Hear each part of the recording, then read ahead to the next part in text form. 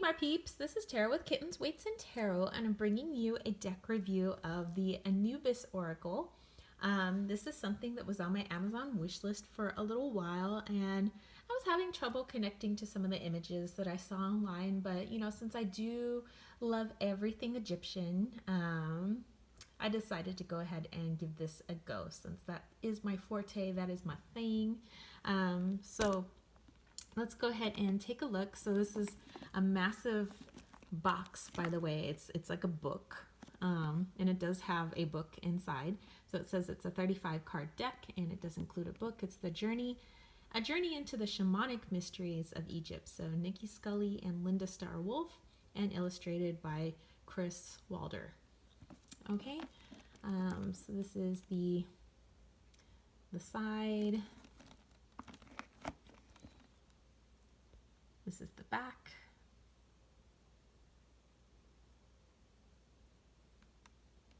Kind of tells you a lot, actually. Okay, so it slides out like so. Okay, and you gotta take the book out so as not to knock your cards out.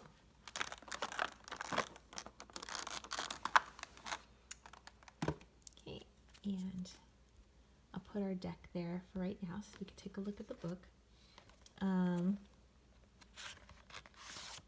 Okay, so it's a nice glossy book. The pages are all in black and white, but it's a very thick book. It's got a lot of information, and I totally would not toss this aside. This is something that, especially for you bookworms, you're gonna want to get into.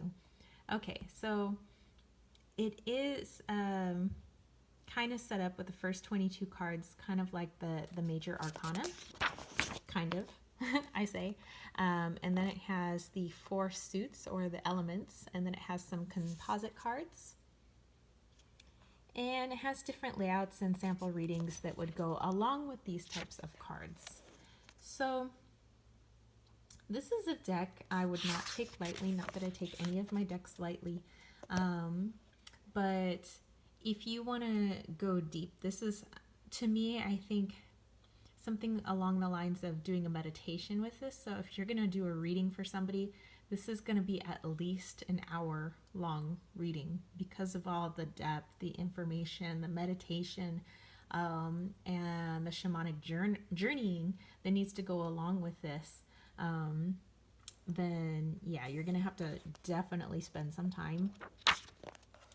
Okay, so just kind of like telling you about the cards, how to use the deck. One should always approach the oracle with respect and reverence. It is not that the cards themselves are particularly sacred objects. The cards are the tools that you are using in a respectful way to discover more about the path you are on and what changes you wish to make in your life.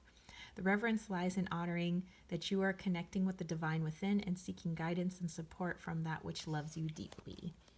Okay, so going into that, what kind of questions you can ask this, getting to know the cards themselves, since this is it's not really a tarot deck. It's not really a regular oracle deck where it's got, it does have keywords on there, and it does have which gods and goddesses are on there, and you could pull from your intuition from that, but this is something that more you want to meditate on, and the card position really matters, with who is there on the card, and then doing some deep journeying with it.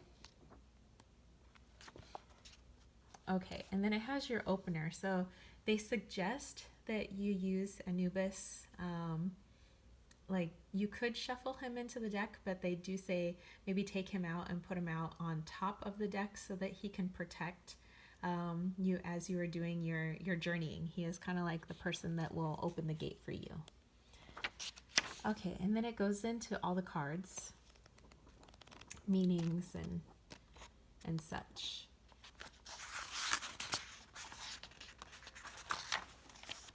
Okay, and then we get into layouts. Okay, and they have particular layouts, and this is directly tied in with their journeying, the shamanic journeying.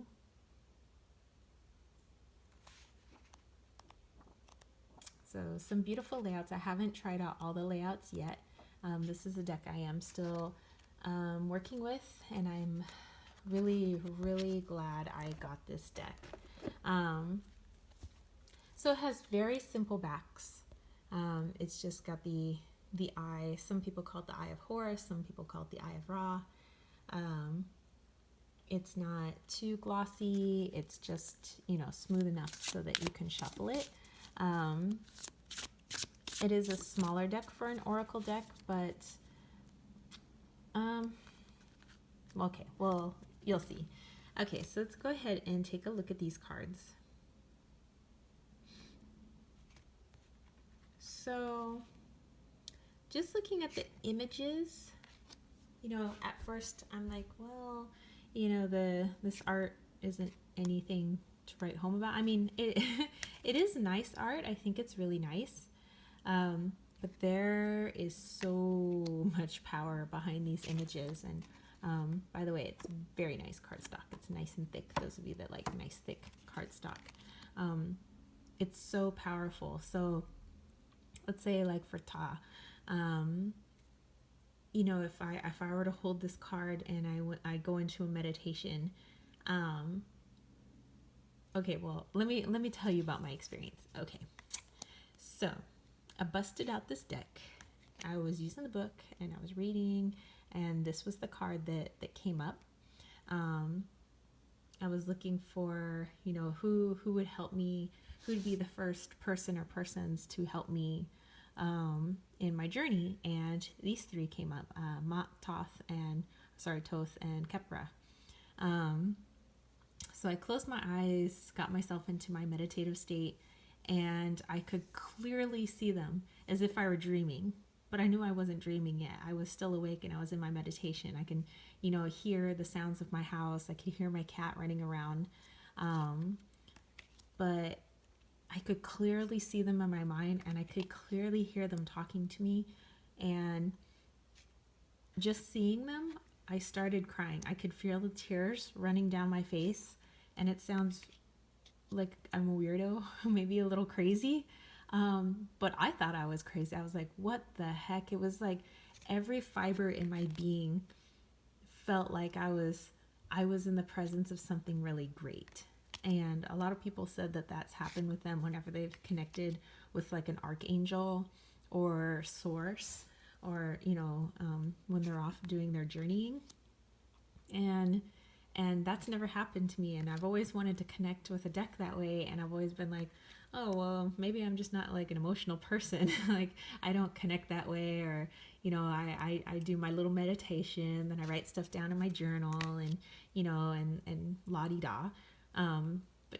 But no, there was something different. There was something more powerful with this deck. And people in their reviews on Amazon, they're right that there's something very special here. There's something very powerful, and I'm even kind of getting a little emotional talking about this deck. But yeah, I started crying, and once my meditation was over, I almost felt a little silly, like, why the heck am I crying? I have nothing to be sad about right now, but it was just the power coming through. Just the only way my body could respond is with tears. I don't even know how else to explain it. And I felt so in awe after the message that they gave me, and that they would be there for me. And I felt so loved and so protected, more than I think any parent could give a child. It's overwhelming protection and overwhelming unconditional love. And I'm like gushing because I really can't explain what happened.